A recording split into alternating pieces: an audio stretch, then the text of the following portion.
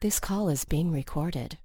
Welcome to the artwork of CP, you guys. Today we're doing the state of CP, and Danielle is here with me, but I'm going to speak first, and then I'll let Danielle jump in. But a lot of you guys have asked me over the years of me doing these podcasts, not the artwork of jobs per se, because the artwork of jobs, which is slowly being set up, is all about YouTube. But between the artwork of CP and between Ask Win, you guys have asked me over the years of how many kids are diagnosed with CP. And I'm looking at a Google stat right now. Now, granted, it's Google stat, and that changes day to day. And it says 500,000 children are currently under the age of 18 that have cerebral palsy. About 2 to 3 children out of 2 to 3 children with who are born get cerebral palsy in the United States, and so as low as 2.3% per 1,000 children, and as high as 3.6% per 1,000 children. About 10,000 babies, and the last time I looked, it was 10,000 babies developed cerebral palsy. So, yes, Danielle and I are sitting right in the middle. Yes, we have cerebral palsy, but yes, we can function. So, so Danielle and I are sitting right in the and statistically, that amazes me. I did not know. I did not know until I Googled it. I really Googled my own disability. And although people who work with me have Googled it just to figure out what it is, even when my stepmom first met me, before she became my stepmom, she Googled it. And she admitted that to me the other day. I'm like, you actually Googled my disability to figure out what you were dealing with? But that was that was 8 years ago now. So, now that she knows me, because when she first met me, she didn't know anything about um, cerebral palsy, and so that's why we're trying to Danielle and I are trying to teach people about cerebral palsy. So, Danielle, do you want to take it away on the iPad? Yeah. I was born with CP, and I have to deal with it every day of my life. I try to work out every day so I can keep walking by myself and do what I love to do. So, yeah, if you basically to counteract what Dan just said via the iPad, um, if you don't maintain CP, CP will maintain you. So basically, if you don't maintain CP and where you are with CP, CP will get on top of you, and then you can't undo the process. So, Danielle and I have to be careful how we work out. And now that my life is semi settling down again, I can get back to a normal exercise routine. And yeah. And so I had one, but then my life got all upside down. And then, and this was after my dad died. My life got all upside down. And then exercise and me went fast fast again. But I will get back to my home exercise program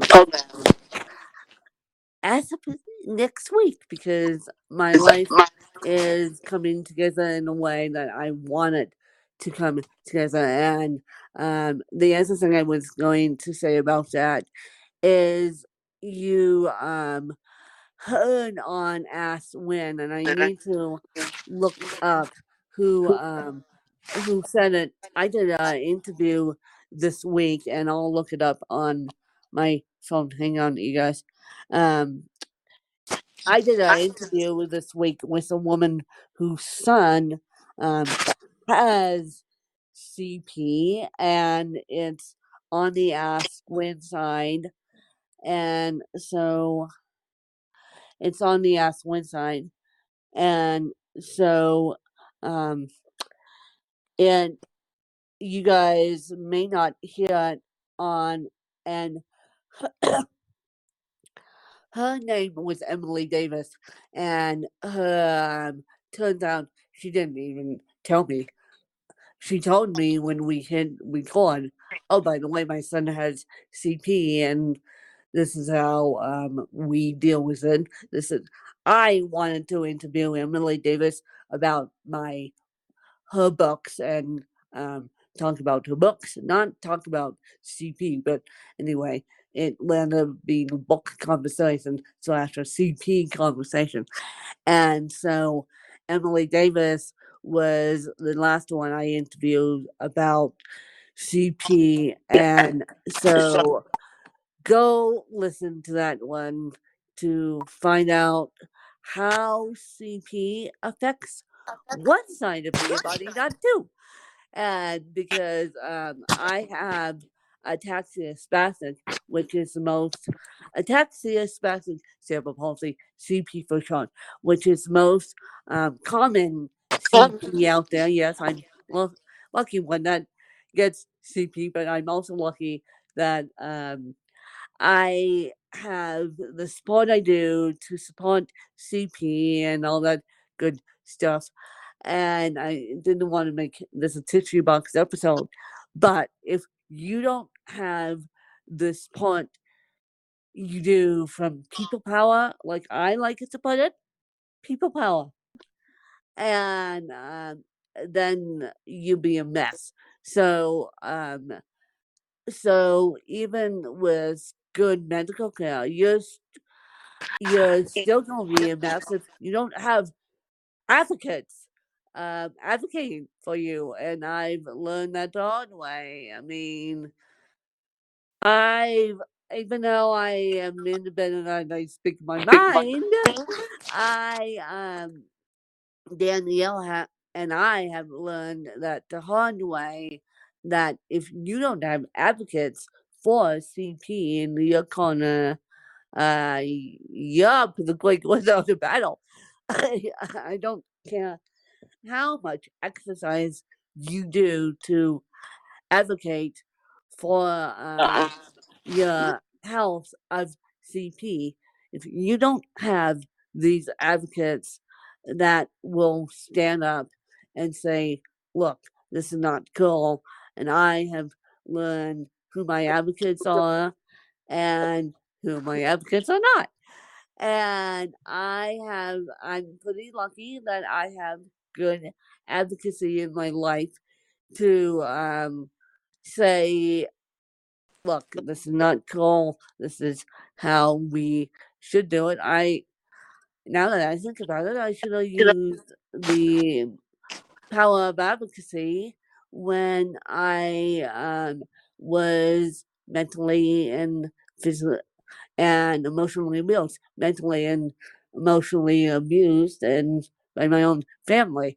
But I was so scared in moment I didn't have the powers to close the door and call 911. I have someone stand outside the door, and it wouldn't have been my stepmom, and it would have been my aide at the time.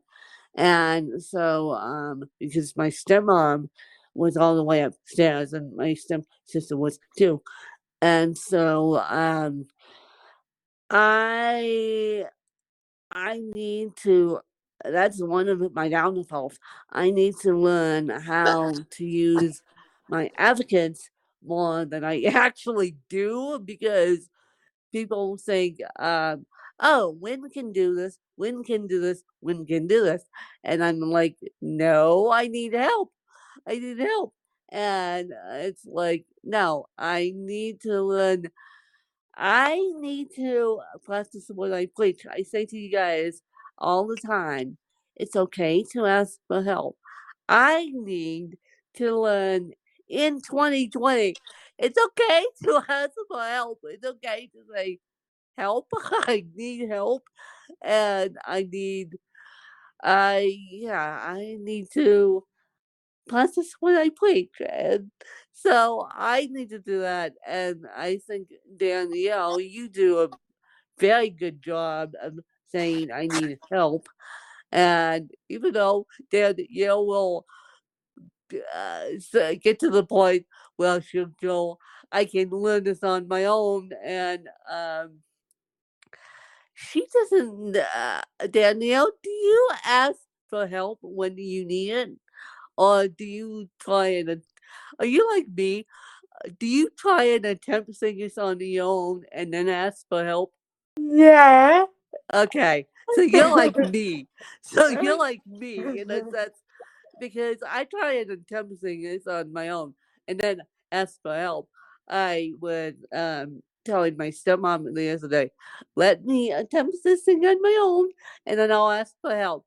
But I need to learn more about um asking for help more than I actually do. And that's a downfall because I have so many advocates in my life that are spread all across the country, some here, some everywhere.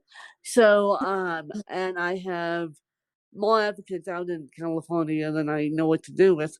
But I need to ask for help more than I do.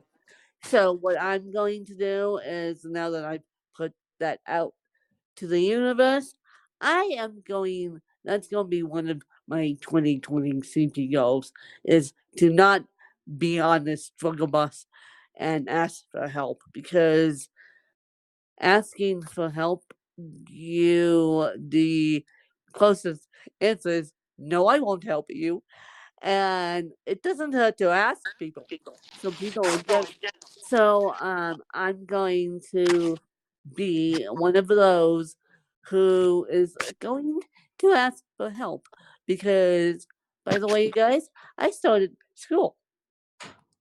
I started with my journalism program at Ashland University, and remember a date, you guys. I'm going to give you this date right now. It's going to be, and that this date may change, but the tentative date for me to graduate with a bachelor's degree in journalism and mass communications, is May 6th, 2024. And so that date may change depending on how many transfer credits transfer in, but I am super excited. So, that being said, don't judge a book by its cover. See if you can help people with CP or any disability for that matter. Um, if you, the simplest thing is you can the hold the door for them. The most complex thing is you can ask them if they need help putting their shoes on. And so that's where I lie. And I'm going to be the one asking for help, not only from you guys, but from my inner circle here. And so that's gonna be my goal for 2020. and I'm going to process what I preach. And Danielle, do you want to say anything else? Yeah.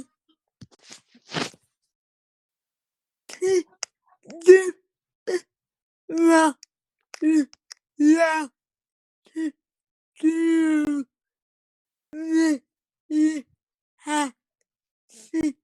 Yeah. Oh goodness, you're gonna make me cry, Danielle. these yeah, and this happens to be my BFF for for um for life. So anyway, she's gonna make me cry one of these days. But one other stat I want to give you guys before we close out is what age group is affected by cerebral palsy? Um and okay, they say can cause disabilities in 5,000 5,000 children and adults have cerebral palsy. Well, with around eight eight and I apologize for the fog in my throat, you guys. 8,000 8,000 babies and between 1,200 and 1,500 school age children. Well, school age children, we're talking about kindergarten through fifth grade, and we're talking about middle school too. So we're talking about middle school. We're not talking about high school, although high school is, but they say what 1,205 1,500 pre preschool no I got it wrong. Preschool school age children, and myself and Danielle were lucky that we were diagnosed before we hit the typical diagnosis plan, and we'll get into that story some other time for those of you that haven't heard it. But I am super lucky that my CP was diagnosed before I went to preschool, because that would have been mightily scary for me, not for my parents and myself, not knowing what was going on before I went to preschool. I mean, these are the stats I'm reading off of Google, and it's just scaring me after that. And so now we're dealing with a huge monster, some some undiagnosed CP out there that doesn't need to be put that does need to be put in play here, but that's scary. That's a scary stat. So I'm sorry to scare you guys at the end of this episode, but I just thought I would look at it. But I scared myself. So we'll catch you guys next week. Danielle, do you want to lead us out? Yeah. Yeah. Yeah. Well, well, Thanks, see you guys. Bye.